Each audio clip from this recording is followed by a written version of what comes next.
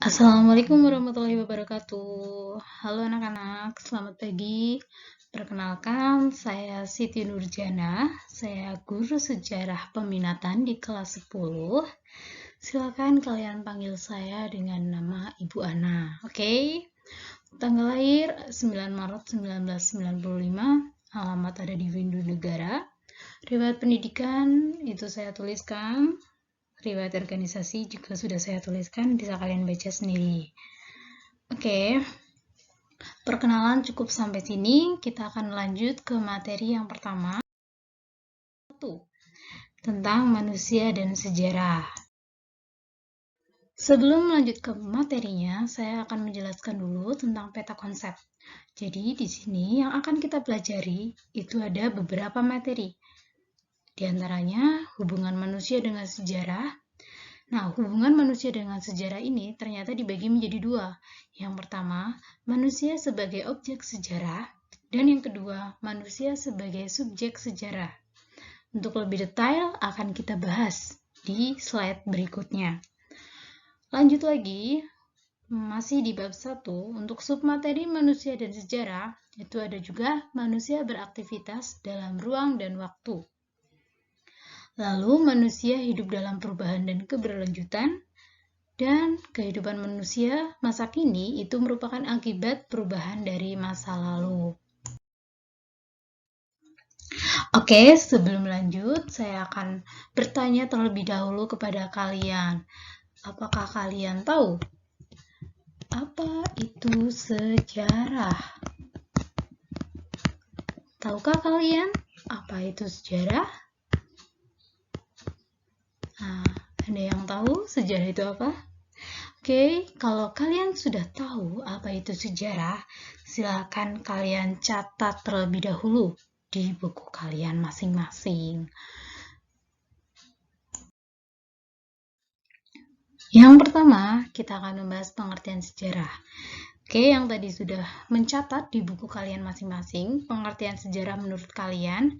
Di sini saya akan memberikan pengertian sejarah menurut Kamus Besar Bahasa Indonesia atau KBBI. Pengertian sejarah menurut KBBI itu ada asal-usul, keturunan, dan juga silsilah. Dan juga sejarah ini merupakan pengetahuan tentang kejadian dan peristiwa yang terjadi di masa lalu. Lalu, sejarah juga merupakan kejadian dan peristiwa yang benar-benar terjadi pada masa lalu. Pengertian sejarah menurut etimologi, sejarah itu secara etimologi berasal dari kata Arab yaitu syajarotun yang berarti pohon. Lalu sejarah dalam bahasa Inggris menjadi history yang berarti masa lalu manusia. Dan sejarah dalam bahasa Jerman yaitu Geschichte yang berarti sudah terjadi. Pengertian sejarah menurut para ahli. Oke, silakan kalian bisa catat untuk pembelajaran kalian sendiri. Yang pertama yaitu dari Muhammad Yamin. Menurut Muhammad Yamin, sejarah adalah ilmu pengetahuan yang disusun atas hasil penyelidikan beberapa peristiwa yang dapat dibuktikan dengan kenyataan. Yang kedua, menurut Muhammad Ali, sejarah merupakan keseluruhan perubahan dan kejadian-kejadian yang benar-benar telah terjadi. Sejarah adalah ilmu yang menyelidiki perubahan-perubahan yang benar-benar terjadi di masa lampau. Lalu, menurut Kunto Wijoyo, pengertian sejarah menurut Kunto Wijoyo adalah hal-hal yang menyuguhkan fakta secara diakronis, ideografis, unik, dan juga empiris. Sedangkan sejarah menurut Sartono Kartodirjo, sejarah adalah bentuk penggambaran pengalaman kolektif di masa lalu, dan untuk mengungkapkannya dapat melalui aktualisasi dan penetasan pengalaman masa lalu. Menceritakan suatu kejadian adalah cara membuat hadirnya kembali peristiwa tersebut dengan cara pengungkapan verbal.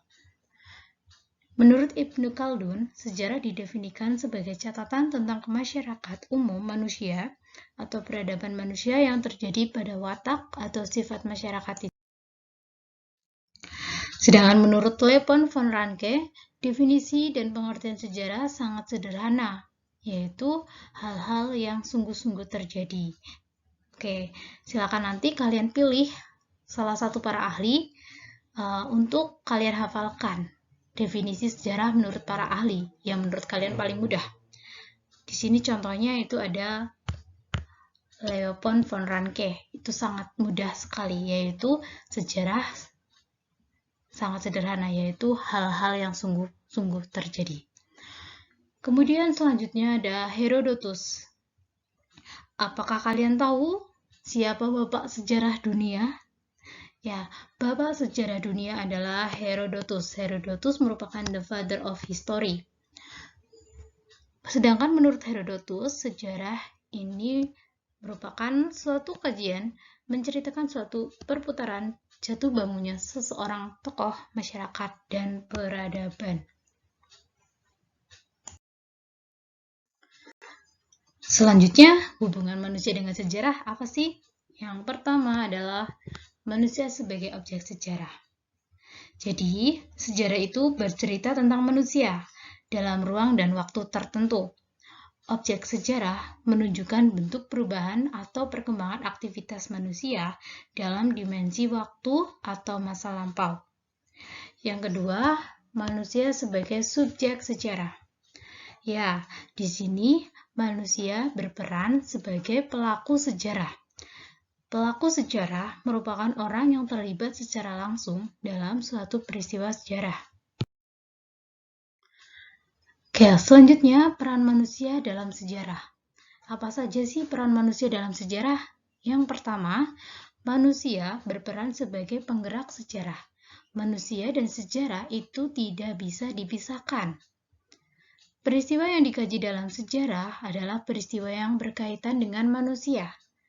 Manusia sebagai pencipta sejarah, pelaku sejarah, penutur sejarah, dan juga sebagai sumber sejarah.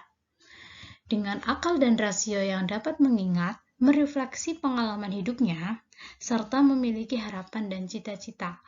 Nah, dari keempat-empatnya ini, itu merupakan peran dari manusia dalam sejarah. Selanjutnya, peran lingkungan dalam sejarah.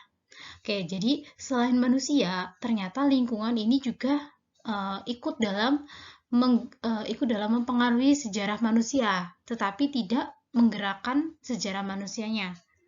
Nah, kita akan pelajari apa saja peran-peran lingkungan dalam sejarah. Yang pertama, itu ada lingkungan alam ternyata ikut mempengaruhi sejarah manusia. Kenapa? Yang kedua, karena keadaan alam, kandungan sumber daya alam, dan bencana alam ini ternyata bisa mengubah sejarah manusia. Loh, kok bisa? Contohnya, letusan Gunung Tambora yang menghilangkan peradaban di sekitar Pulau Sumba. Jadi akibat letusan Gunung Tambora ini, otomatis peradaban orang-orang atau peradaban manusia di sekitar Pulau Sumba ini menghilang. Yang keempat, walaupun lingkungan itu mempengaruhi sejarah, namun lingkungan ini tidak bisa menggerakkan sejarah karena manusia itu dapat mengatasi dampak-dampak merusak dari perilaku lingkungan. Jadi manusia tetap dapat bertahan hidup, dapat memperbaiki akibat dari letusan Gunung Tambora. Yang kedua yaitu manusia beraktivitas dalam ruang dan waktu. Yang kita pelajari di sini yaitu ada konsep ruang dan juga konsep waktu sejarah. Setiap peristiwa yang dialami manusia ini berlangsung dalam ruang dan waktu. Yang pertama, konsep ruang. Sejarah dalam konsep ruang ini segala peristiwa terjadi di dunia berlangsung dalam space atau ruang tertentu. Yang kedua, konsep waktu. Peristiwa tidak dapat dilepaskan dari waktu dan bukan merupakan masa yang final, namun masih berproses pada masa yang akan datang. Selanjutnya, manusia hidup dalam perubahan dan keberlanjutan. Oke, silakan kalian perhatikan gambar yang sebelah kanan dan yang sebelah kiri. di situ adalah gambar yang sama tetapi berbeda. Apakah kalian sudah mengetahui perbedaannya? Silakan kalian catat di buku masing-masing. Kalau sudah kalian catat, saya akan menyimpulkan apa maksud dari gambar ini. Dari gambar di bawah ini dapat disimpulkan bahwa waktu mempengaruhi terjadinya perubahan dan perkembangan suatu ruang.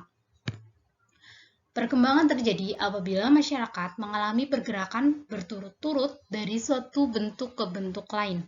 Kondisi ini menyebabkan masyarakat berkembang dari bentuk sederhana ke bentuk yang lebih kompleks. Bisa kita lihat gambar yang sebelah kiri itu bangunannya tua-tua semua, walaupun kondisi jalannya ramai, tetapi jalanannya juga masih sangat sederhana. Sedangkan gambar yang di sebelah kanan itu bentuknya sudah sangat kompleks, bangunannya sudah lebih bagus, sudah lebih modern. Jadi, di sini kesimpulannya, kota tersebut telah mengalami perkembangan. Yang kedua adalah kesinambungan. Kesinambungan terjadi apabila masyarakat tetap mengadopsi lembaga-lembaga dan kebiasaan-kebiasaan lama. Contoh kesinambungan dalam sejarah dapat dilihat dengan masih bertahannya kebudayaan dan tradisi kerajaan-kerajaan tradisional pada masa kini.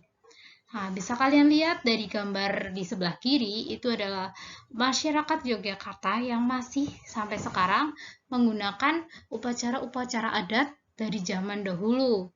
Contohnya ada grebek suron atau juga ada sekaten. Ketiga, pengulangan. Peristiwa yang terjadi pada masa lalu tentu tidak akan terulang kembali. Hal ini karena peristiwa sejarah bersifat unik dan hanya terjadi satu kali atau yang namanya Ain Malik.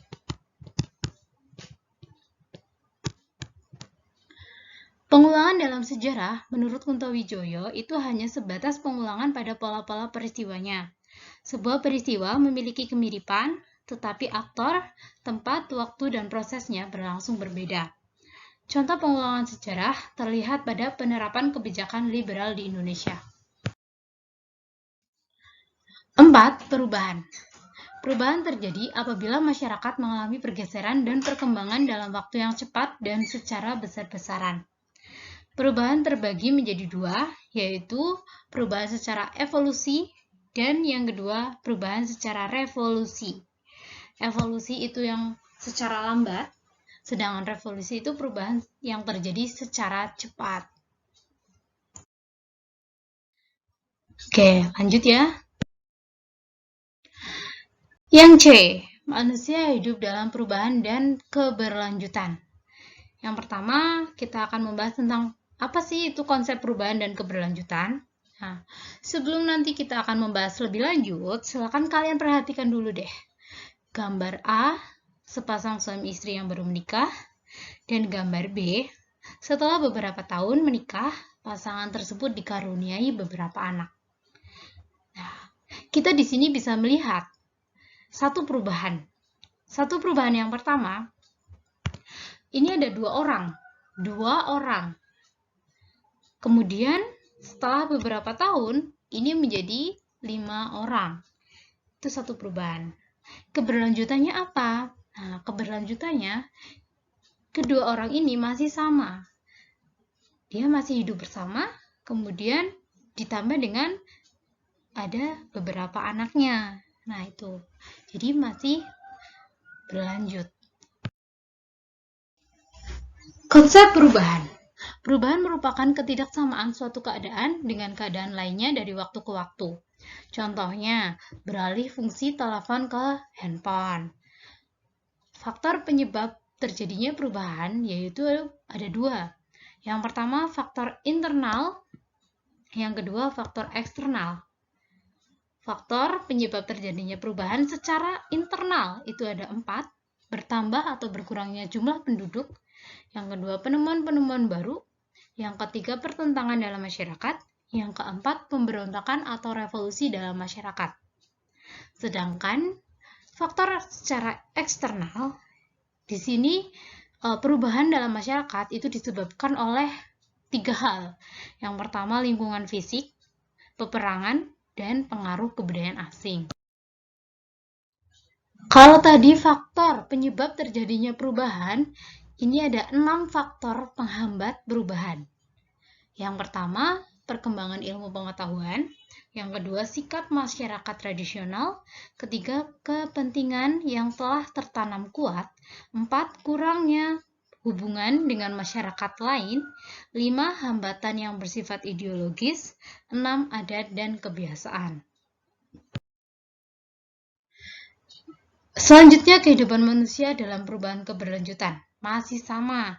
Yang gambar 1, ini ada anak yang sedang bermain layang-layang dengan layang-layang yang sangat sederhana, hanya dengan seutas tali sederhana, dan mereka masih asik. Gambar 2 masih berupa layang-layang, tetapi di sini layang-layangannya sudah lebih bagus, sudah lebih besar, lebih modern, bahkan kalau dijual ini akan menjadi nilai jual yang sangat mahal. Ini layang-layang biasa yang gambar 1, yang gambar 2 adalah festival layang-layang. Jadi, layang-layangan di sini itu sudah mengalami perubahan dan juga sudah mengalami keberlanjutan. Perubahannya jelas nampak terlihat pada bentuk layang-layang. Keberlanjutannya, kalau dulu layang-layang digunakan anak-anak untuk menghibur diri mereka, sekarang layang-layang dijadikan sebuah festival atau juga perlombaan. Yang kedua, kehidupan masa kini merupakan akibat perubahan masa lalu. Nah, untuk materi ini, setiap anak pasti memiliki kisah masing-masing. Nah, saya minta kalian coba ceritakan kisah kalian, kisah masa lalu kalian yang mempengaruhi kehidupan kalian masa kini. Nah, mungkin dulu itu ada yang punya cerita tersendiri yang mengubah kalian sekarang. Jadi kalian dulu itu seperti apa, kemudian sekarang menjadi lebih baik atau menjadi yang lebih bagaimana, silakan kalian tuliskan. Lalu kalian juga jelaskan kenapa masa lalu kalian ini dan masa kini kalian itu tidak bisa dipisahkan. Untuk tugas yang tadi, ini saya kasih ketentuan tugas individunya. Silakan kalian diketik. Kalau pakai laptop bisa kalian ketik melalui Microsoft Word. Kalau kalian yang tidak ada laptop bisa kalian pakai aplikasi yang ada di HP yaitu WPS atau aplikasi lainnya dalam bentuk Word atau juga dalam Google Dokumen itu juga bisa. Lalu silakan kalian nanti sebelum mengerjakan tugasnya berilah identitas terlebih dahulu, yaitu nama, nomor absen kelas. Ukuran tulisannya itu 12, jenis fontnya itu TNR atau Times New Roman, dengan line spacing itu 1,5. Kalau sudah jadi, sudah kalian ketik, silakan kalian save, lalu kalian kirim ke email saya, yaitu snurjana.924@gmail.com. Sebelum kalian kirim, silakan kalian isi subjeknya. Untuk subjek, silakan kalian tulis tugas underscore nama kalian underscore bab 1 underscore manusia dan sejarah.